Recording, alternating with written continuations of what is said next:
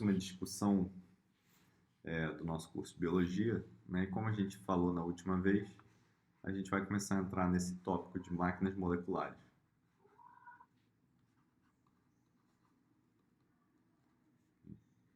Então vai ser um apanhado de assuntos em torno disso, que eu gostaria de discutir, né?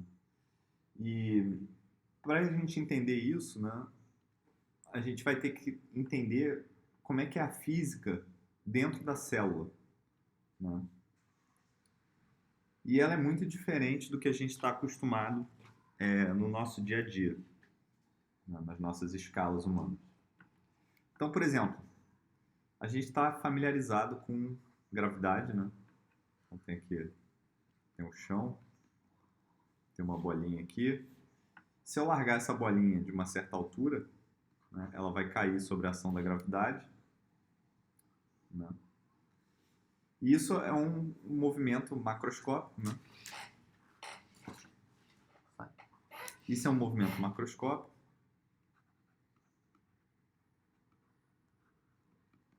né, que a gente está acostumado, né? E ele é extremamente direcionado.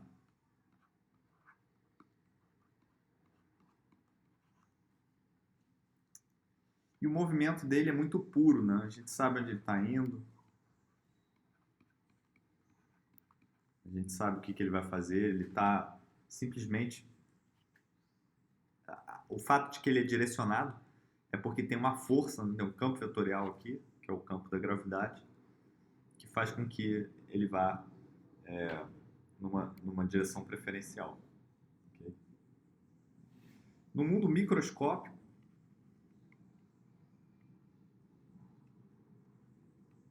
se a gente olhar num microscópio, né, por exemplo, uma partícula começa aqui, ela vai começar a fazer um movimento errático,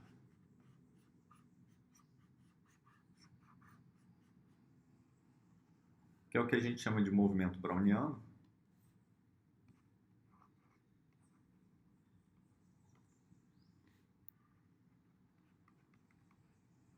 Né? Inclusive o Einstein usou essa ideia de movimento browniano para argumentar ou para provar a existência de moléculas, né, de átomos, coisas muito menores do que a partícula que está sofrendo esse movimento errático. E a gente pode dizer que esse movimento aqui, em geral, ele não é direcionado, ele não tem uma tendência.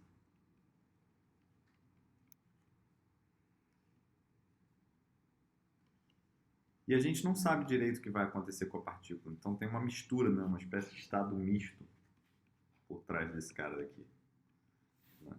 A gente diz que tem um ambiente de moléculas ou de partículas muito menores que está influenciando, né, esse movimento.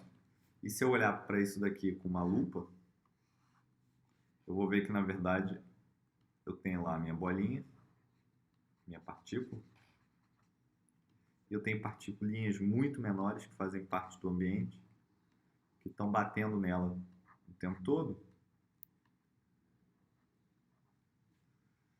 E esses kicks aleatórios que a partícula recebe são responsáveis por criar esse movimento meio errático aqui.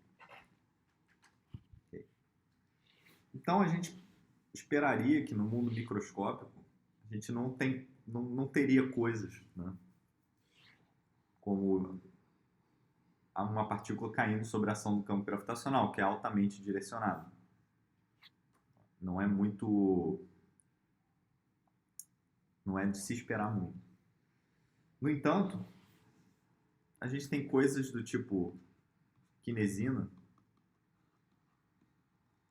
que é uma máquina molecular que é usada para transportar coisas na célula. Então tem essas estruturas que são chamadas microtúbulos. E tem uma molécula que se parece com isso aqui.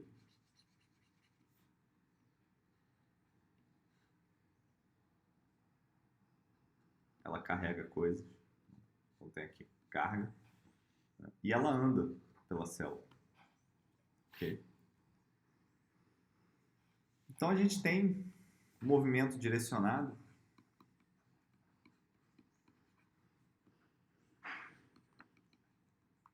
num ambiente altamente caótico, que se a gente for olhar, tem todo um ambiente aqui em volta dessa máquina molecular, né? Que a princípio faria com que ela seja uma coisa totalmente estocástica. Okay? A gente vai ver ao longo das próximas aulas que isso daqui exige, necessita de uma fonte de não equilíbrio.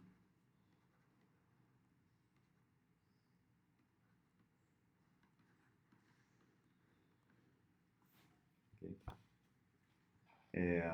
A discussão toda é análoga ao que a gente já mencionou nessa aula, que é a discussão do demônio de Maxwell.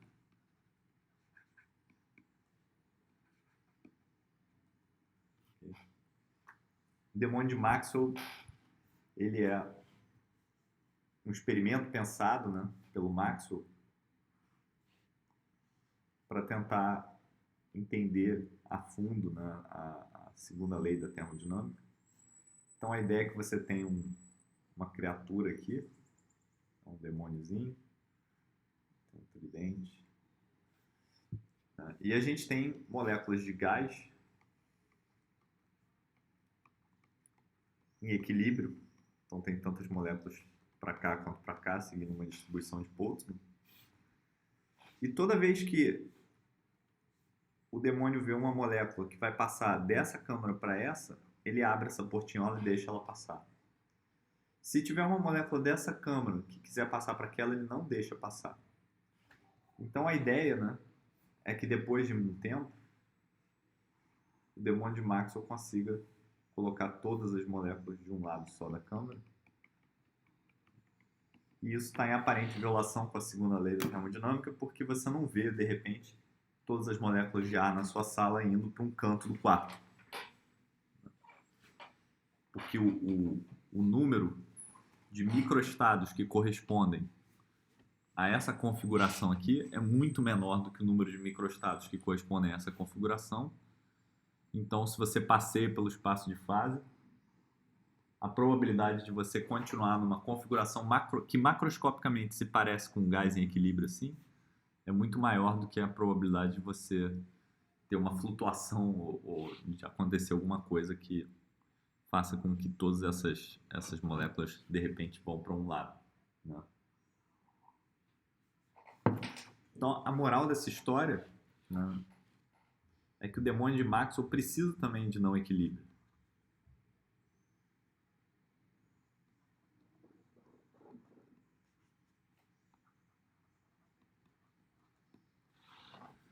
Ele precisa gastar energia para poder fazer isso. E ele gera entropia, né? Outro exemplo de máquina molecular que a gente vai discutir ao longo das próximas aulas, né, hoje em particular, são motores de bactéria.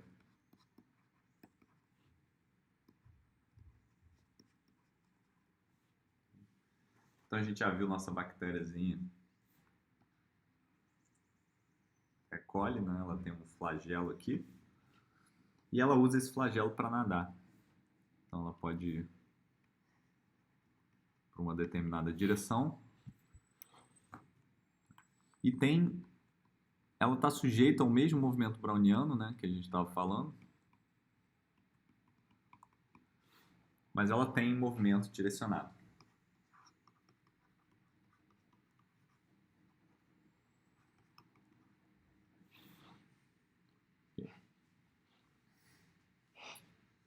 Então, como é que a gente consegue obter, né, a grande pergunta que a gente quer estudar é como é que a gente consegue obter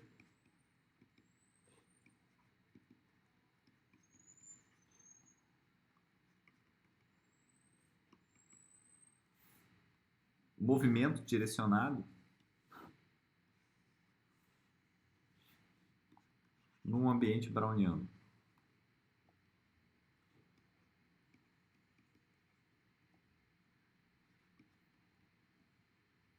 A gente vai estudar essa pergunta nas próximas aulas, né? Isso permeia esse tópico de máquinas moleculares. Okay? O grande segredo é que a gente precisa de uma fonte de não equilíbrio. A gente vai ver isso, né, em algum detalhe.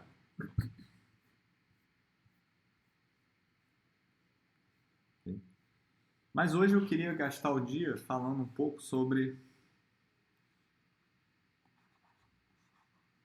como é que a vida é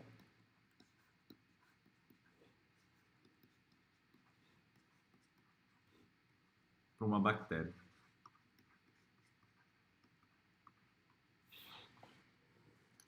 E essa discussão vai ser baseada num artigo do Edward Purcell,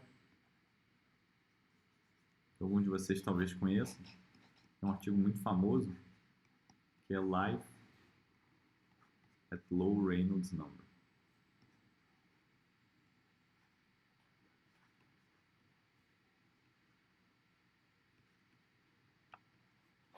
Como é que é a vida de objetos microscópicos, né? Tipo bactérias, que vivem imersos em fluido, que nem a água. Então hoje a gente vai discutir isso como o início dessa discussão de máquinas moleculares. Okay?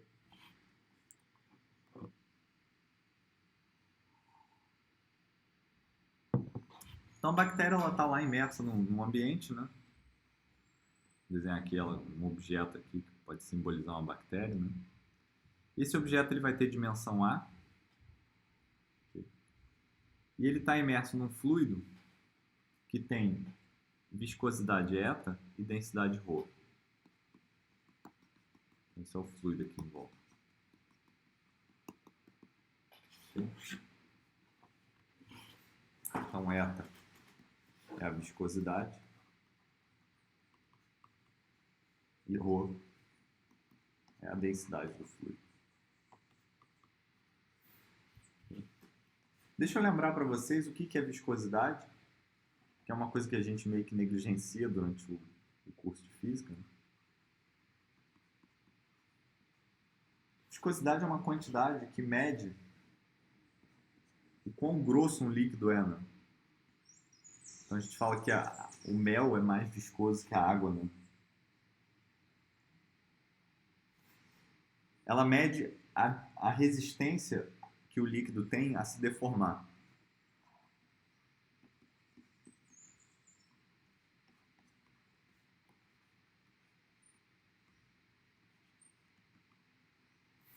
Então qual que é a ideia? Então eu tenho aqui o meu eixo coordenado, x, y, z. E eu vou desenhar aqui uma seção de líquido.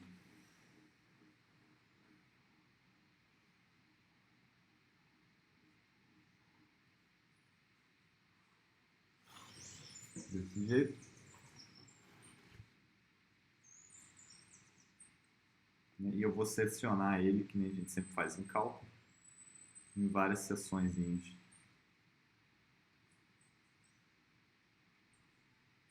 Assim. Então esse aqui é um cubinho de líquido, né? E esse líquido está sofrendo escoamento laminar nessa direção aqui. Então essas seções de líquido estão andando para lá. E a viscosidade ela é definida como a força ao longo da direção x sobre a área.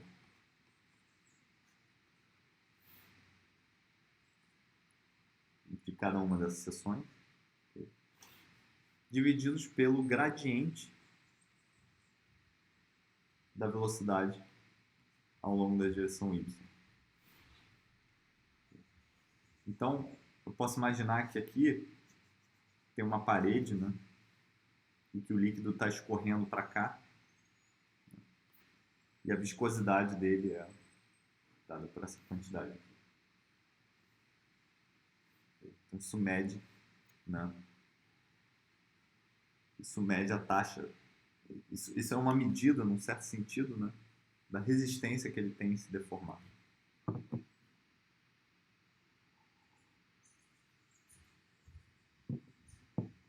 Em outras palavras, né, eu posso ler isso aqui ao contrário. Então, a força que eu tenho que fazer para fazer o líquido, para fazer um escoamento laminar, né? Se eu pensar assim, que esses caras estão assim, um empilhado em cima do outro, aí eu estou fazendo força aqui, né? A força, esse cara embaixo está parado, né? Eu tenho que empurrar esse cara daqui de cima. A força que eu tenho que fazer para deslocar essa lâmina, né, do meu líquido, ela vai ser a viscosidade vezes a área vezes dvx dy. Okay. Então, essa é a definição de viscosidade. Hoje a gente vai usar análise dimensional para muita coisa.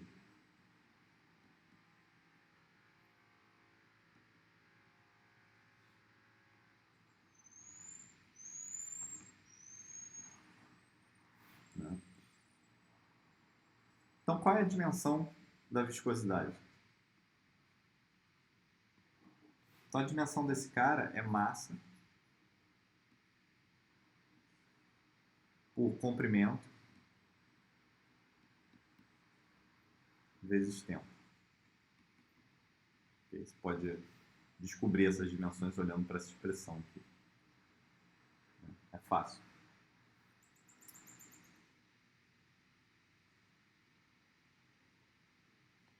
Então, eu quero perguntar o seguinte. Imagina que o nosso objeto, né, pode ser a nossa bactéria, que tem dimensão A,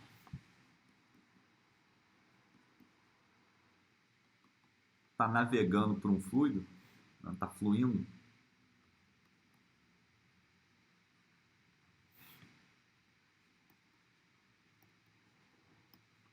né? A gente quer saber qual é a razão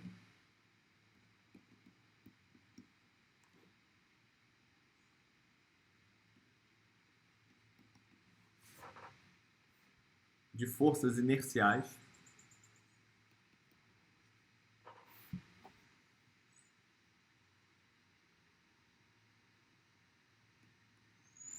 para forças viscosas, né,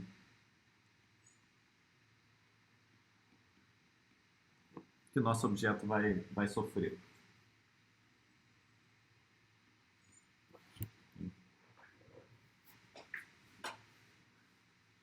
Então, por análise dimensional, o que essa quantidade pode depender? Né? A gente está interessado numa razão entre as forças inerciais, uma ordem de magnitude.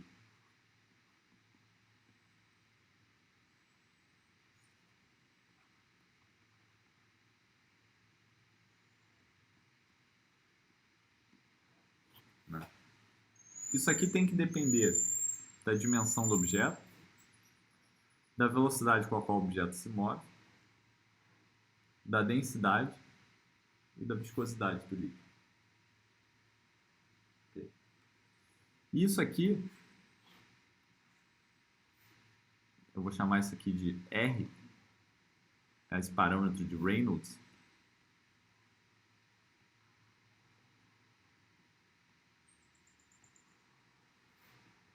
A dimensão do número de Reynolds é 1, não tem dimensão. Então a gente vai usar o chamado teorema Pi de análise dimensional para derivar essa quantidade, okay? A partir desses caras aqui. Para encontrar a forma dessa quantidade, a gente não vai derivar.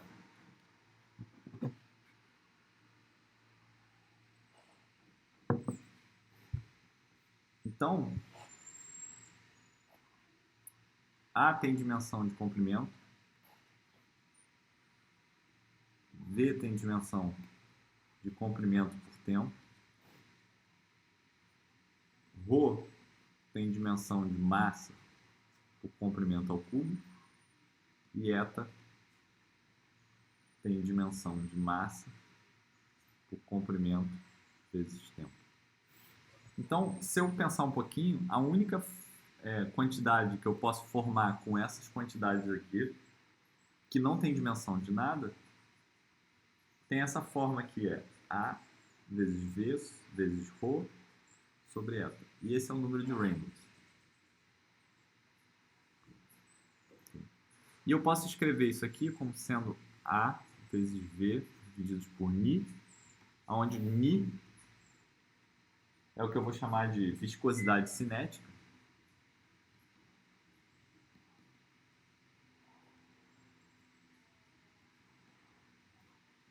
E ele é igual a eta sobre Rho.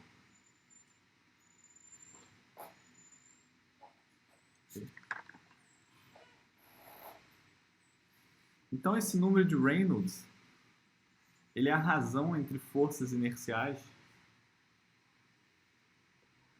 né, e forças viscosas que um objeto sente num fluido. Okay?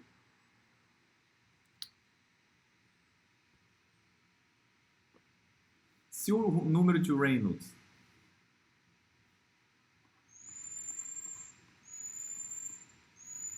for muito maior do que 1,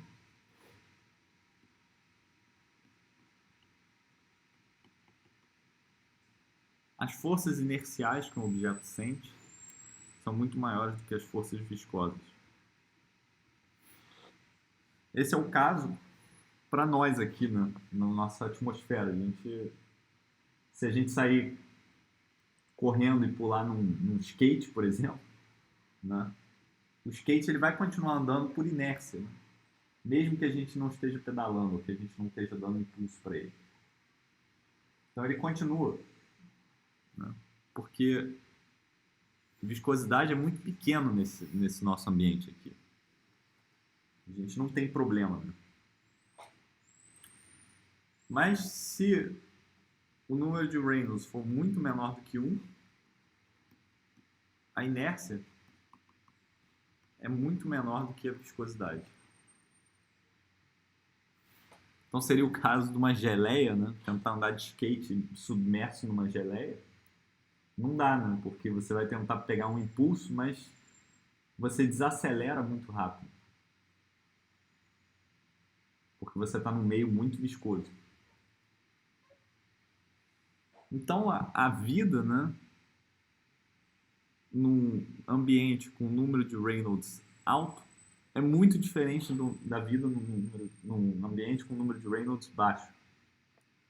Okay? Então tem um plot aqui do número de Reynolds em função da velocidade dos objetos, né? Então a gente vê aqui, por exemplo, uma pessoa nadando, ela tem um número de Reynolds da ordem de 10 a 5. Okay? Uma baleia 10 a 7, esses navios grandes da ordem de 10 a 9, né? Bilhão. Mas a gente vai descendo em escala, né?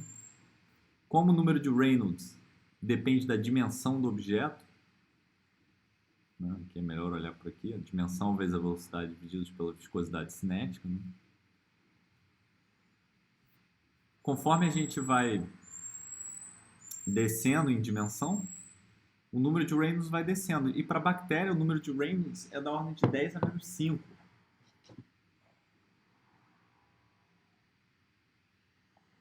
Então é baixíssimo, né? Se a gente comparar com a gente, que é 10 a 5. Então, tem 10 ordens de magnitude.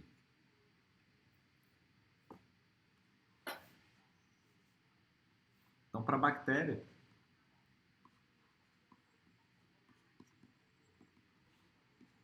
o número de Reynolds é 10 a menos 5.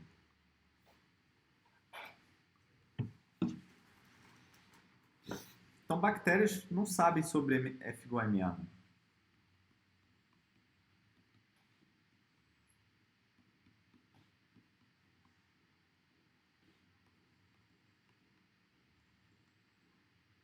forças inerciais para elas são irrelevantes. Okay? Vamos só calcular rapidinho esse número de Reynolds para a bactéria, né?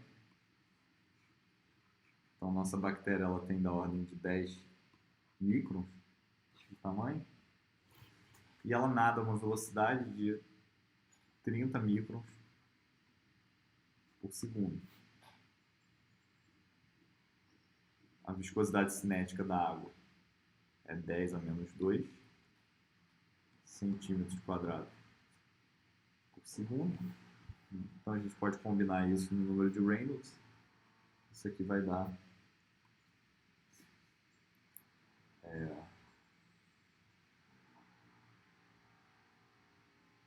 isso aqui vai dar 10 microns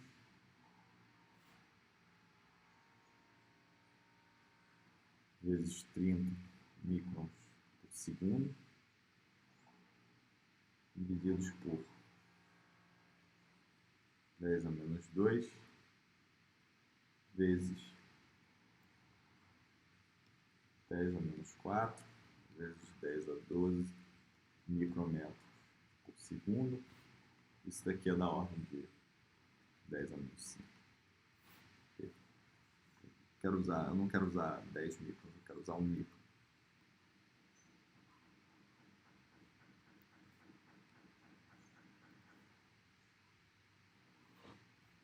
Mais ou menos a escala de magnitude de uma bactéria.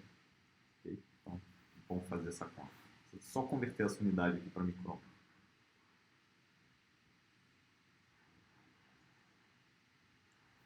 Então, só para a gente ter uma ideia, né? Se eu pegar a minha bactéria e der um empurrão nela,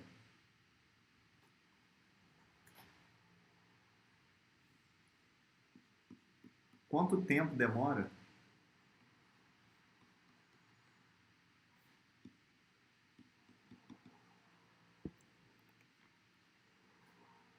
até ela parar?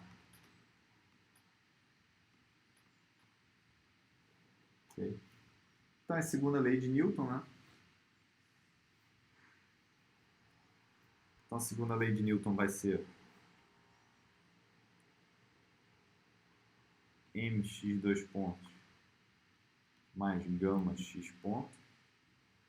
Isso daqui é igual a zero. Né?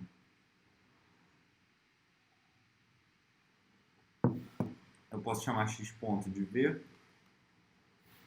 Então, eu tenho m v ponto mais gama v igual a zero. Então, v ponto igual a menos gama sobre m vezes v. Da onde eu tiro que v é igual a v0 é a menos gama sobre m t.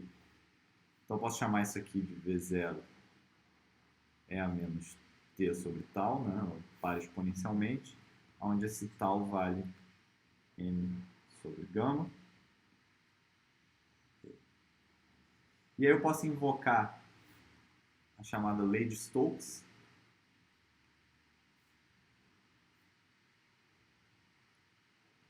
Vou fazer uma figurinha para lembrar dela.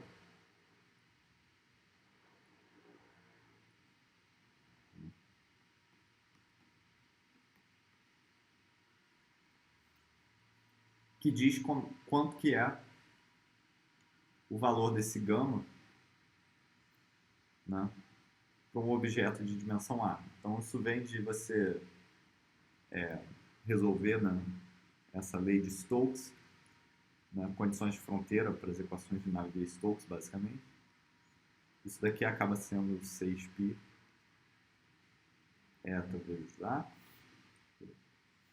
Então, o nosso tal, que é o tempo característico, vai ser m sobre 6π eta vezes A.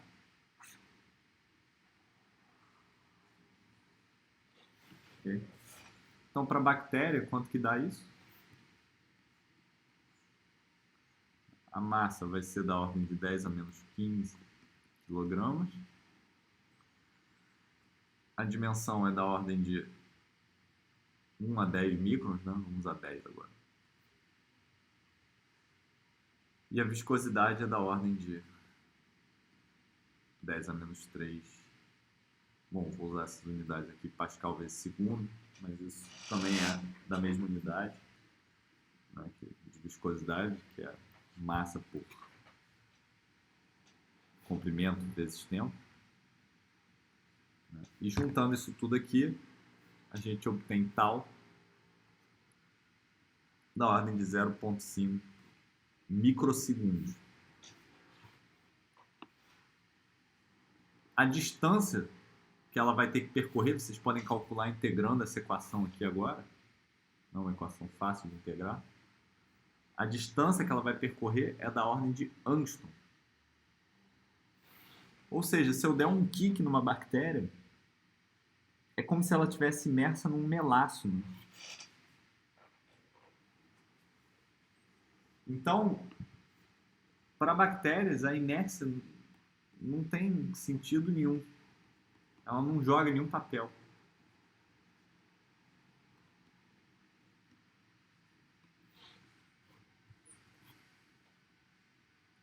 Então, o que você está fazendo, né, se você é uma bactéria imersa em água, depende só das forças que atuam com você, em você naquele momento. As condições iniciais do seu problema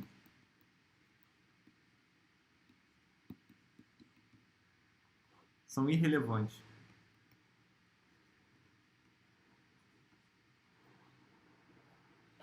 Você não tem memória de onde você estava e o que você estava fazendo ontem. Né? O que aconteceu, se alguém te deu um chutão ou não. Okay? Na verdade, não tem nem tempo, né? A gente pode ignorar os efeitos do tempo. Okay?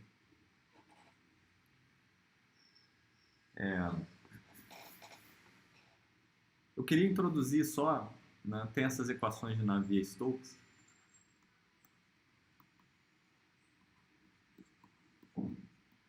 que governam fluido, né? Navier-Stokes é basicamente F igual a MA para fluidos, né, para meios contínuos. E a equação tem essa cara aqui, ó. Rho vezes a derivada da velocidade no tempo. Okay.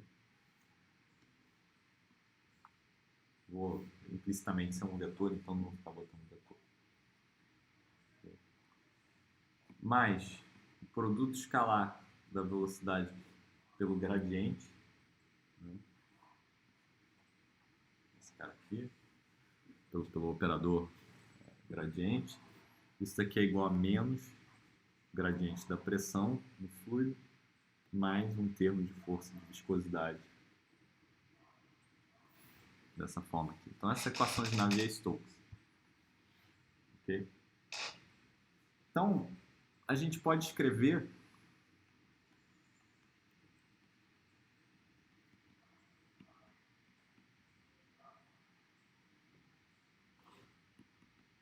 essa equação nas dimensões apropriadas.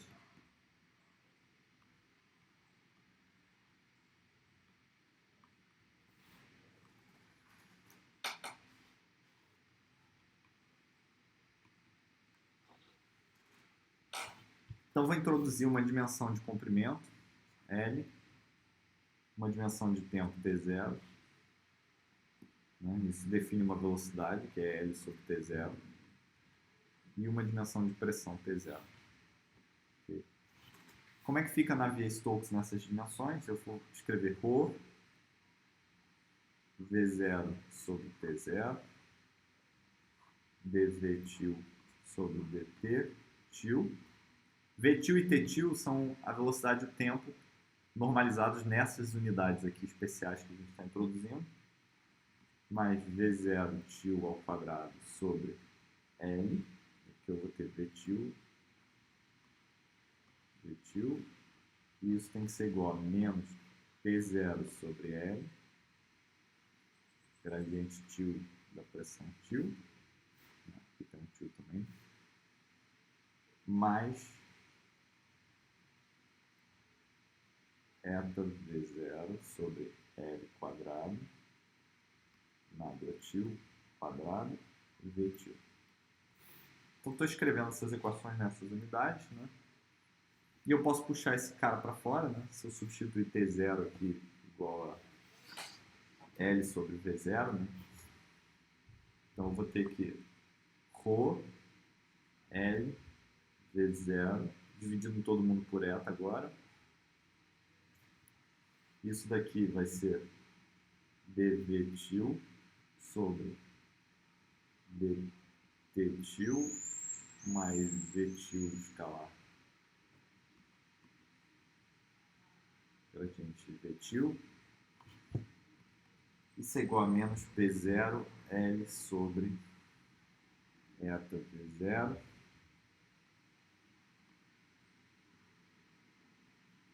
Pressão. Gradiente de pressão.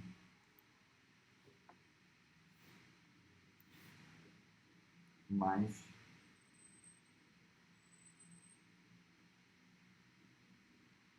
esse termo de força de viscosidade, né? E olha quem aparece aqui, é o nosso número de Reynolds. E agora as unidades naturais desse problema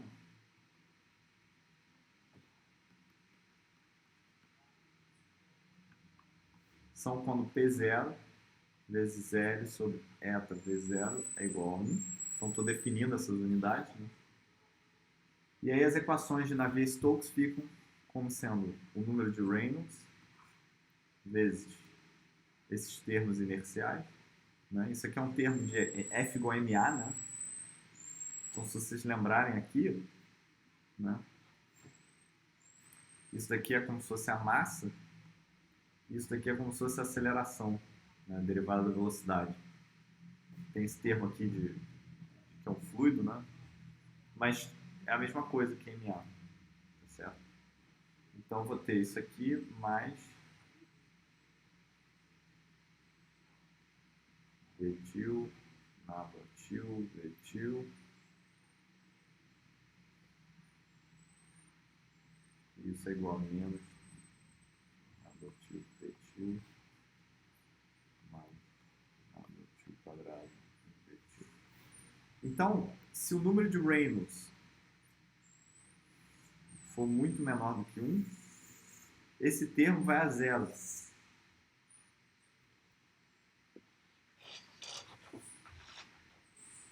Então não tem inércia, né? Uma outra forma de ver isso.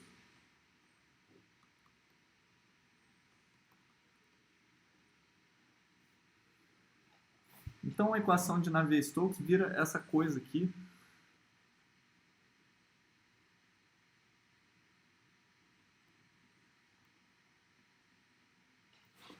Né, que só a configuração importa. Não tem tempo nessa equação.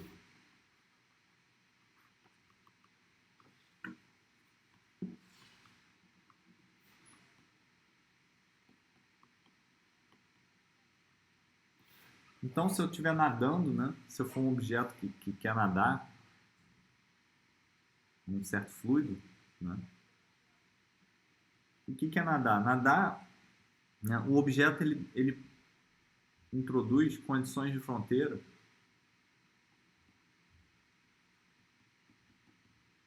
para a minha equação de Navier-Stokes, né? Então ele diz quando é que o fluido vai fluir em torno.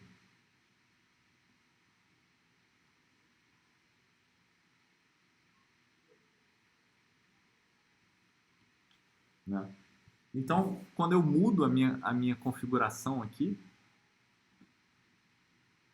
eu mudo as condições de fronteira, eu mudo os padrões de velocidade do meu fluido, então eu consigo me mover. Né? Mas se eu não tenho termos inerciais, não importa se eu mudo isso muito rápido ou muito devagar.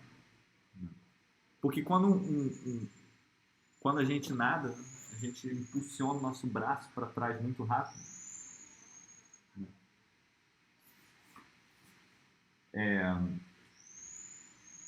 E aí a gente vai um pouco para frente. Depois a gente pode voltar o nosso braço pela frente depois impulsionar ele de volta para trás muito rápido, mudando as condições de fronteira do fluido.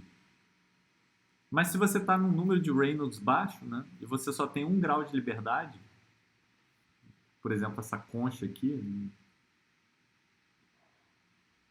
tem algumas conchas que nadam assim. Elas fecham esse ângulo θ aqui muito rápido.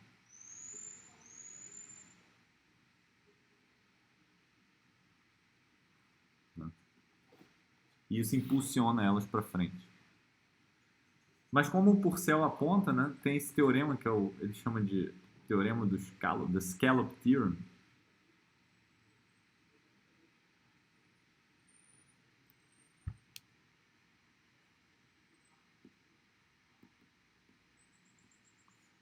Que diz que se você só tem 1 grau de liberdade para nadar e você está em número de Reynolds baixo, não tem como você ir para frente, porque se você fecha a sua concha muito rápido ou muito devagar, tanto faz, porque não tem inércia no seu problema. Não tem noção de tempo. Né? Então, como é que uma bactéria faz para nadar, né, se ela não tem inércia? Né?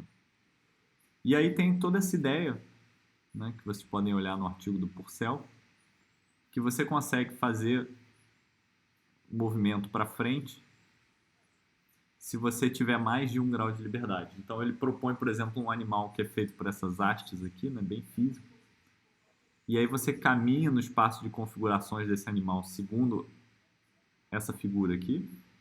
Né? Então você tem vários estados, você tem esse estado S1, tem o estado S2, S3, S4 e S5. O estado S5 é igual ao estado S1, né? E esse animal, esse canivetezinho aqui, né, ele é capaz de nadar num número de Reynolds baixo. Né? Vocês podem pensar ou até fazer experimento.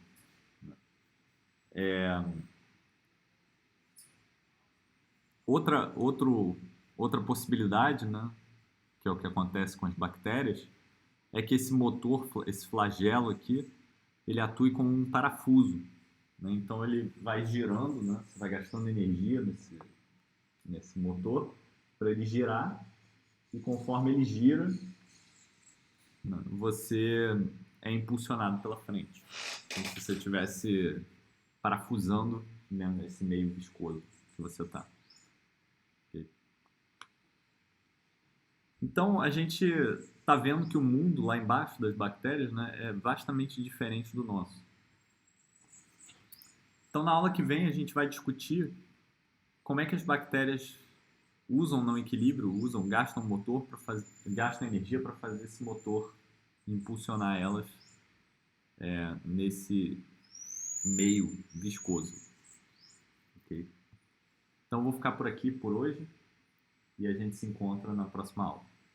Um abraço.